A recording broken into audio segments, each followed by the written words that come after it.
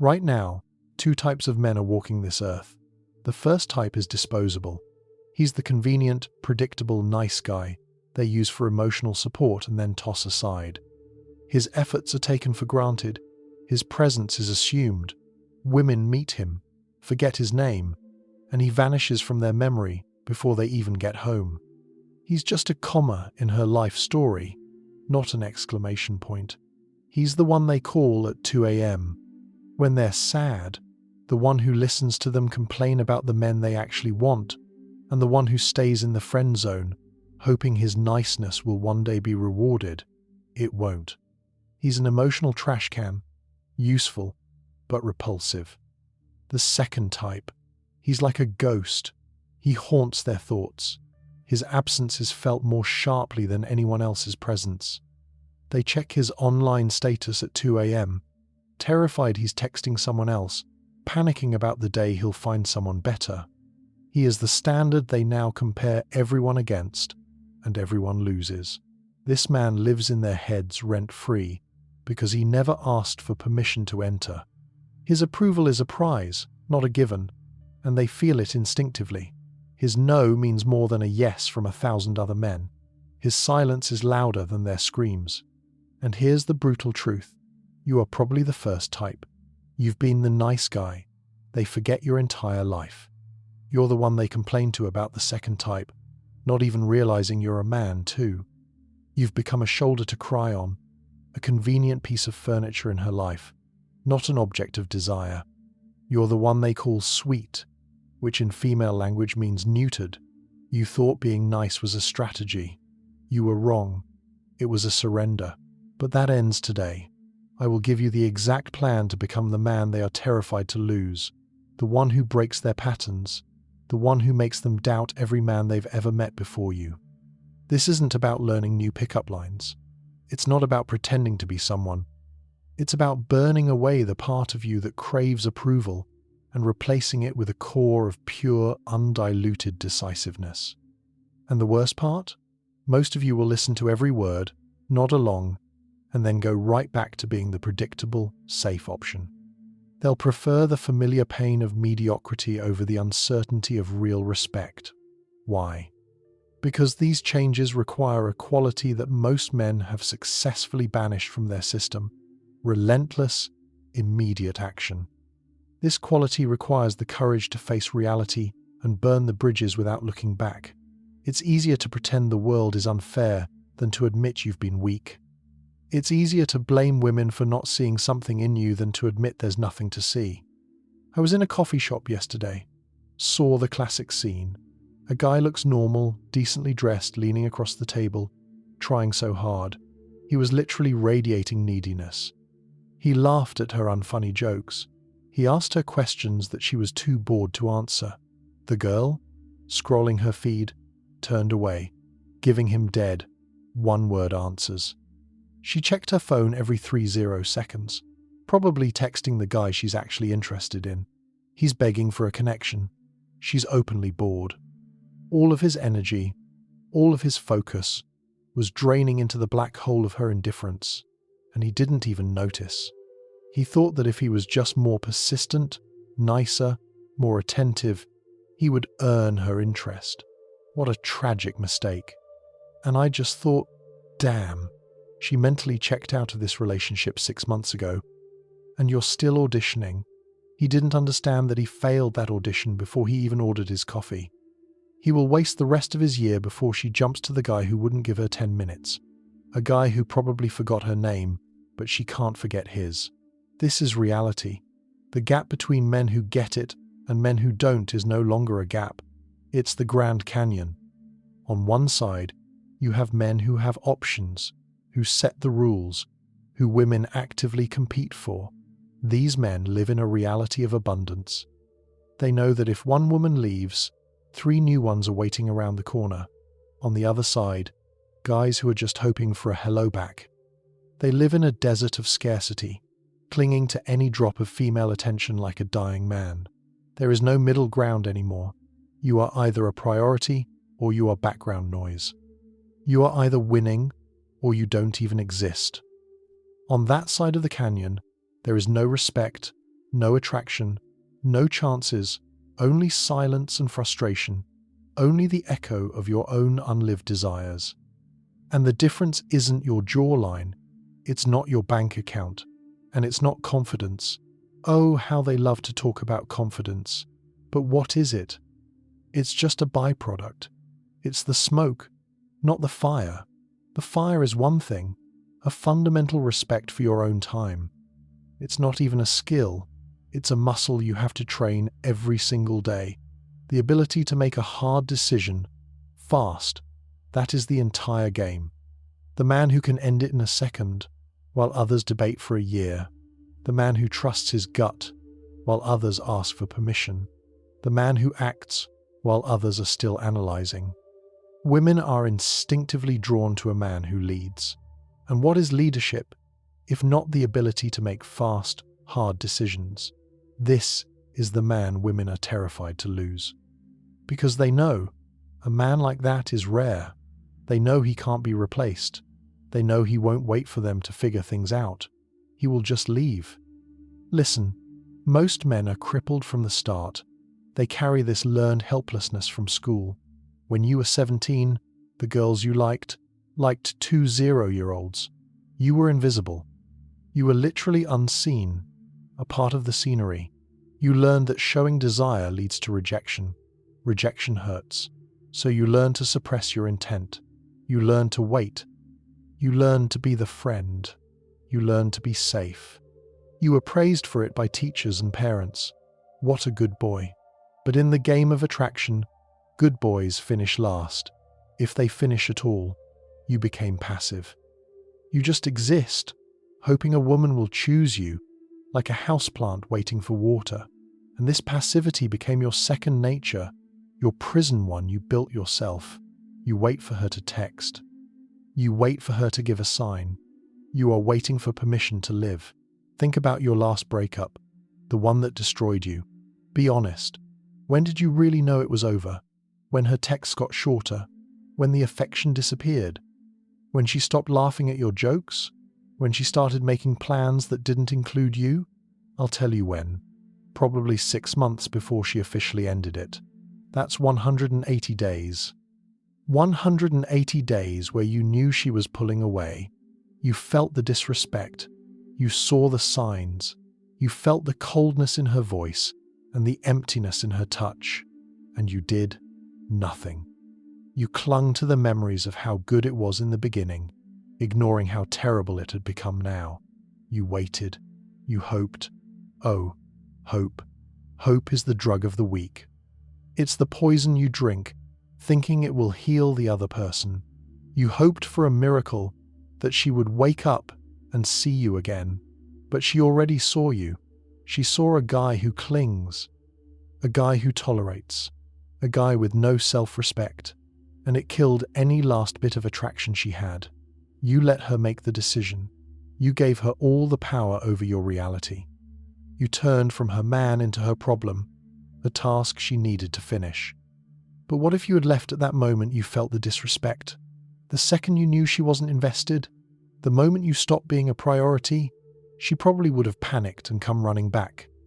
A sudden departure is a vacuum that the nature of attraction cannot stand. It sucks them back in. But even if she didn't, you would have saved yourself 180 days of anxiety, 180 days of your self-esteem collapsing. You would have kept your dignity intact. You would have left as a king, not an exile. Let's do the math. Man A, the wait-and-see guy. He spends 6 months in limbo, clinging to a dead situation. He lives in low-grade anxiety. He sleeps poorly. He can't focus at work. He checks his phone every 5 minutes. He's basically put his life on pause. Man B, the decisive one. The moment he feels the interest drop, he's out. It was nice knowing you. Good luck. Done. In those same 6 months, if Man B was single and just browsing an app, he could have had 5 new conversations a day. That's 900 new interactions in 180 days.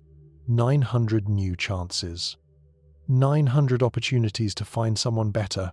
900 opportunities to sharpen his skills, understand what he wants, and build abundance. Man A spends those 900 chances trying to reinflate a flat tire.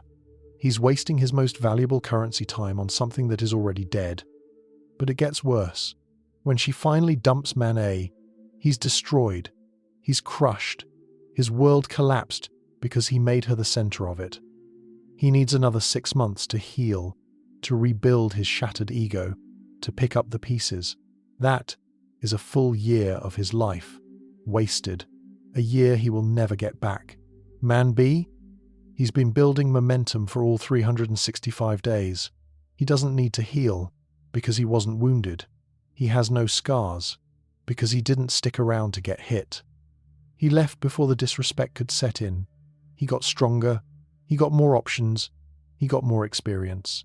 While Man A was learning how to be a victim, Man B was learning how to be a winner. Man A got weaker. Man B became a king. You see, most men think inaction is the safe move. Don't rock the boat. Maybe it will fix itself. Relationships are work, but they confuse work with slavery. It's like having a toothache and refusing to go to the dentist. You know it won't get better. You know ignoring it is making it worse. You know the decay is eating its way to the root. But right now, today, you can pretend it's fine. You choose the slow, agonizing pain over the short, sharp pain of a decision. And what could have been fixed with a clean, quick break becomes a root canal, a total extraction of your self-esteem. Every day you stay where you are not wanted, you are programming yourself to accept mediocrity. You are teaching yourself that you deserve scraps. Your brain is literally rewiring itself to accept disrespect as the norm.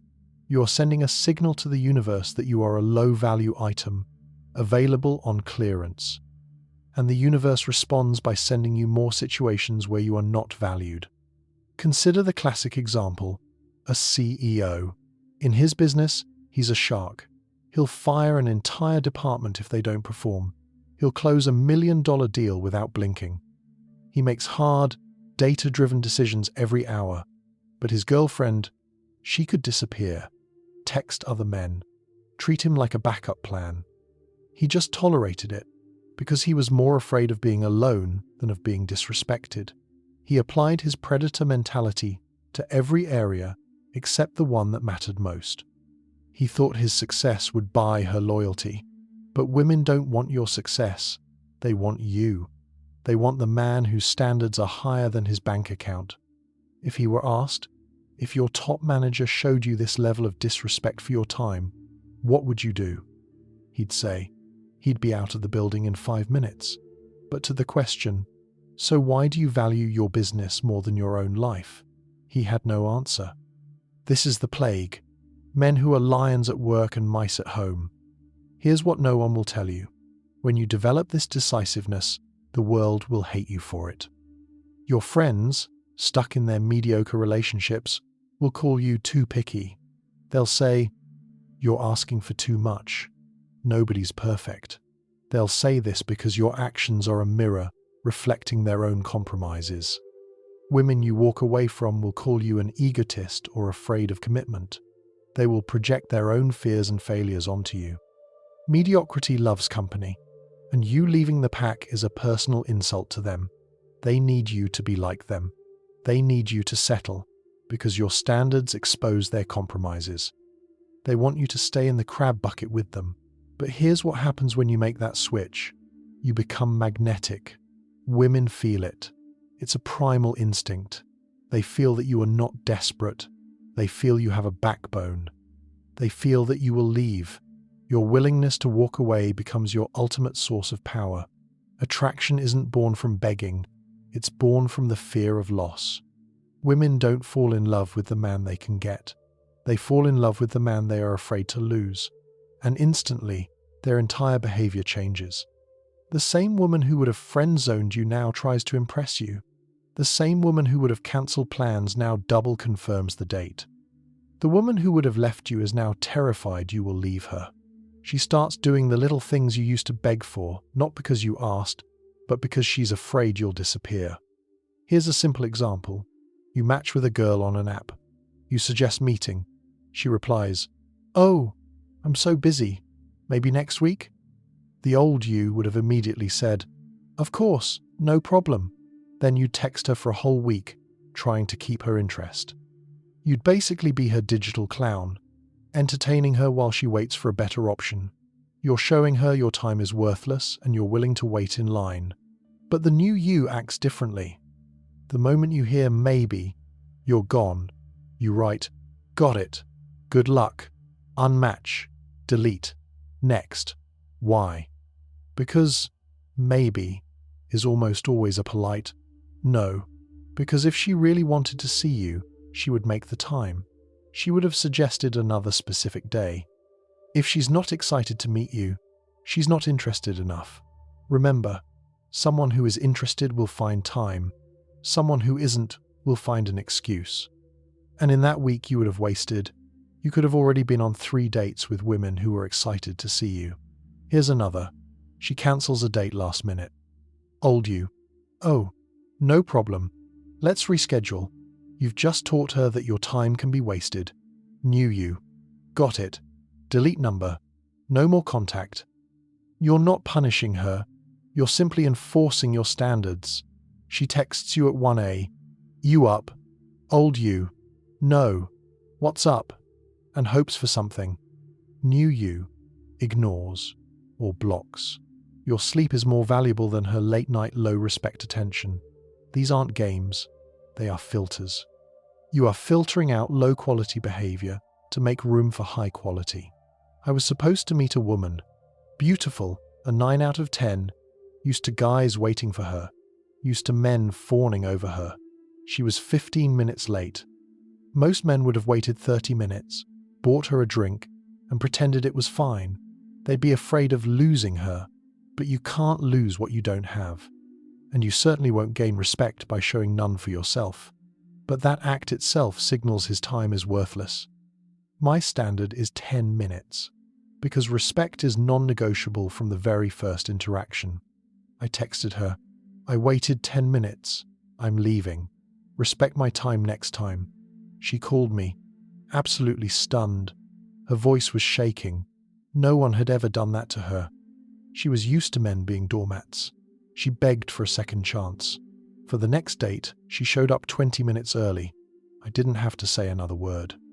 My actions set the frame. My time is valuable. I am the prize. But here is the harsh, cold truth. 99% of you watching this will still do nothing. You'll feel motivated for 10 minutes, and then you'll go right back to your old programs. Back to your addiction to approval. You'll keep waiting for that text. You'll keep justifying her disrespect. You'll make excuses for her. She's just busy. Or, it's complicated. You will choose the slow poison of hope over the sharp antidote of action, because change is scary. And you prefer to be comfortable and miserable than to risk. The familiar pain of your mediocrity feels safer than the unknown of greatness. I can show you 2 futures. 5 years from now, you keep doing what you're doing. You're 5 years older, more bitter. Your passivity has turned into resentment.